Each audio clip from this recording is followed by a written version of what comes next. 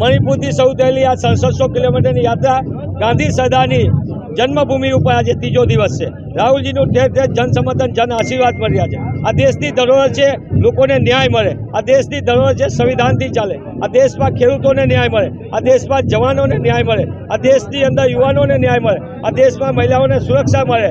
લોકોની જન ભાગીદારી વધીને દેશની પ્રગતિ થાય। કમનસીબે સત્તામાં બેઠેલા લોકો ખેડૂતોના અધિકાર ઉપર તરફ મારે છે, આદિવાસી સમાજના અધિકારો ઉપર તરફ મારે, જળ જંગલને જમીનને લૂંટાવીને પોતાના મળતિયાઓને આપી ત્યારે રાહુલજી આ દેશના લોકોની મૂળભૂત સમસ્યાઓ છે એને ન્યાય મળે તેના માટેની રાહુલજી આ ભારત જોડો ન્યાય યાત્રા 6700 કિલોમીટર લઈ નીકળ્યા છે। આ ગાંધી સદાનું ગુજરાત છે, જ્યાં લોકોનું આજે ત્રીજે દિવસે રાહુલજીનું ભવ્ય જન સમર્થન જન આશીર્વાદ મળ્યા। એ જ દેખાડે છે કે આ દેશની ધરોહરમાં લોકોના મનમાં જે મૂલ્યો પડ્યા છે એ જે રાહુલજી વાત કરે છે એ લોકો સાથે સીધો સંપર્ક થઈ રહ્યો છે। અને મને પૂર્ણ વિશ્વાસ છે રાહુલજી જે વાત કરી રહ્યા છે દેશ બચાવવા માટેની છે, દલથી ઉપર દેશની વાત કરી રહ્યા છે, આ દેશના સંવિધાન બચાવવાની વાત કરી છે, આ દેશમાં આદિવાસી સમાજના ન્યાયની વાત કરી રહ્યા છે અને એના માટે જ રાહુલજી લડત લડી રહ્યા છે। મને એમ લાગે છે કે આ એ સત્તા સ્થાને બેઠેલા લોકો છે કે સત્તામાં આવતા પહેલા લોકોને કીધું હતું કે ખેડૂતોને અમે ન્યાય આપશું। આજે ખેડૂત ખેતીને હિન્દુસ્તાન બરબાદ કર્યું છે। આદિવાસી સમાજ દલિત સમાજના અધિકારો ઉપર તરાપ મારી રહી છે। ભાજપા મહિલાના જે ઉપર દુષ્કર્મ કરનાર લોકોને રાજકીય સંરક્ષણ આપી રહી છે। આ દુઃખની વાત છે કે સત્તા સ્થાને બેઠેલા લોકો સંવિધાનને સતત કિનારે કરીને સીમિત લોકો માટે કામ કરે, દેશના કુદરતી સંસાધનો લૂંટાવી રહ્યા છે। ત્યારે રાહુલજી જળ જંગલ જમીન કરીને દેશના સંસાધનો માટે લોકોને ન્યાય મળે, લોકોની ભાગીદારી વધે એના માટે વાત કરે। કમનસીબે સત્તા સ્થાને બેઠેલા લોકો જે લૂંટનો કારોબાર ચાલી રહ્યો છે એમની ઉપર જ્યારે રાહુલજી સીધો પ્રહાર કરે છે ત્યારે તેમને એમની ગભરાટ ને હળબળાટમાં આવા ગમે તેવા નિવેદન કરે છે। પણ ભાજપાનો ચહેરો ખુલ્લો પડી ગયો છે। ઠેર ઠેર રાહુલજીને આ 6700 કિલોમીટરની અંદર જન સમર્થન જન આશીર્વાદ મળી રહ્યા છે। અને હું આપના માધ્યમથી કહેવા માંગુ છું કે કેન્દ્રમાં બેઠેલી મોદી સરકાર જો એની હિંમત હોય તો ખુલ્લા મંચ ઉપર પત્રકારો સાથે વાત કરે, ખુલ્લા મંચ ઉપર દેશની જનતા સાથે વાત કરે, રેડિયો ઉપર મનની વાત બહુ કરી, લોકોના દિલની વાત એક વખત ભાજપ સરકાર કરે તો મને એમ લાગે કે આ દેશના લોકોને ન્યાય મળશે।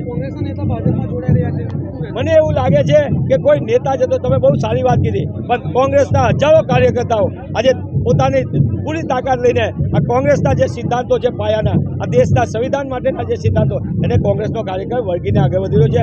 હજારો કાર્યકરની મહેનતથી ધારાસભ્યો કનેક્ટ જતા હશે, ભૂતકાળમાં પણ ગયા છે, પણ તમે જોતા હશો કે આજે બી કોંગ્રેસનો કાર્યકર 30 વર્ષ સત્તા ન હોવા છતાં અડીખમ ને મક્કમતાથી કામ કરી રહ્યો છે। આદિવાસી સમાજની એટલા માટે કે આ દેશની અંદર સૌથી મૂળભૂત રીતે મૂળ નિવાસી લોકોને જે જળ જંગલને જમીન ઉપર કેન્દ્રની મોદી સરકાર લૂંટ ચલાવી રહી છે તેની સામે રાહુલજી આ મૂળભૂત રીતે કરી રહ્યા છે। 6700 કિલોમીટરની યાત્રામાં આપ જોતા છો કે માત્ર આદિવાસી વિસ્તારમાંથી પસાર થાય છે ખરી, પણ તમે જોતા છો સમગ્ર ગુજરાતમાંથી લોકો ઠેર ઠેર જુદા જુદા જિલ્લામાંથી રાહુલજીના જ્યાં જ્યાં કાર્યક્રમ છે, પદયાત્રા છે, જ્યાં એમની યાત્રા છે ત્યાં લોકો જોડાઈ રહ્યા છે। કોર્નર મિટિંગમાં અનેક જિલ્લાઓમાંથી, સૌરાષ્ટ્રમાંથી હોય, કચ્છમાંથી હોય, મધ્ય ગુજરાતમાંથી હોય, ઉત્તર ગુજરાતમાંથી લોકો રાહુલજીને મળવા, રાહુલજીની વાત સાંભળવા માટે આવી રહ્યા। એ જ દેખાય છે કોંગ્રેસના કાર્યકર જે આ દેશના સિદ્ધાંતો છે એની સાથે મક્કમતાથી વિચારધારાની લડાઈ લડી રહ્યો છે અને એના કારણે જ ભાજપના પેટમાં તેલ વેરાઈ રહ્યું છે અને ભાજપ એટલે બોખરાટ ઉપર ગમે તેવા આક્ષેપ કરી રહ્યું છે, પણ રાહુલજી ક્યાંયથી ડરવાના નથી,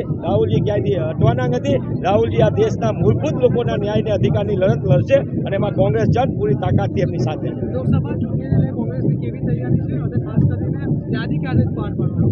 ટૂંક સમયની અંદર કોંગ્રેસના ઉમેદવારોની યાદીની પ્રક્રિયા પૂર્ણરૂપ તરફ જઈ રહી છે અને ગમે ત્યારે ગઈકાલે જ એક યાદી અમારી બહાર પડી ગઈ છે અને પાર્લામેન્ટરી બોર્ડ બાકીના ઉમેદવારોની પણ કરશે। પણ મૂળભૂત રીતે કોંગ્રેસ પક્ષે સૌથી પહેલાં રાજ્યના 243 તાલુકાની અંદર બેઠકો યોજીને ઉમેદવારોની કઈ રીતે હોય, સ્થાનિક પ્રશ્નો શું હોય એની કાર્યવાહી કરી। અમારા વરિષ્ઠ નેતાઓએ દરેક લોકસભાની જગ્યાએ મૂલ્યાંકન કર્યું છે। અમે 100 આગેવાનો આગળથી નવીનતમ પ્રયોગ ગુજરાત પ્રદેશ કોંગ્રેસ સમિતિના પ્રમુખ સન્માનીય શક્તિસિંહજી ગોહિલના નેતૃત્વમાં ટીમ કોંગ્રેસ આખી મૂળભૂત રીતે સમસ્યામાં લોકોને શું ન્યાય મળી છે।